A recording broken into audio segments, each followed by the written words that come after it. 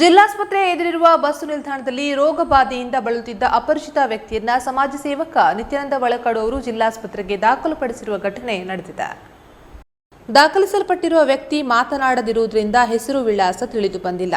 ವಾರಸುದಾರರು ಜಿಲ್ಲಾಸ್ಪತ್ರೆಯ ನಾಗರಿಕ ಸಹಾಯ ಕೇಂದ್ರವನ್ನು ಸಂಪರ್ಕಿಸುವಂತೆ ಸೂಚಿಸಲಾಗಿದೆ. ರಕ್ಷಿಸಲ್ಪಟ್ಟ ವ್ಯಕ್ತಿಯು ಹಲವು ದಿನಗಳಿಂದ ಬಸ್ಸು ನಿಲ್ದಾಣದಲ್ಲಿ ದಿನ ಕಳೆಯುತ್ತಿದ್ದರು. ವ್ಯಕ್ತಿಯು ಗಬ್ಬು ವಾಸನೆ ಹೊಡೆಯುತ್ತಿರುವುದರಿಂದ ವಳಕಾಡು ಅವರು ಪ್ರದೀಪ್ ಅಜ್ಜರಕಾಡು ಅವರ ನೆರವಿನಿಂದ ಶುಚಿಗೊಳಿಸಿ ಆಸ್ಪತ್ರೆಗೆ ದಾಖಲಿಸಿದರು. नाम क्या है?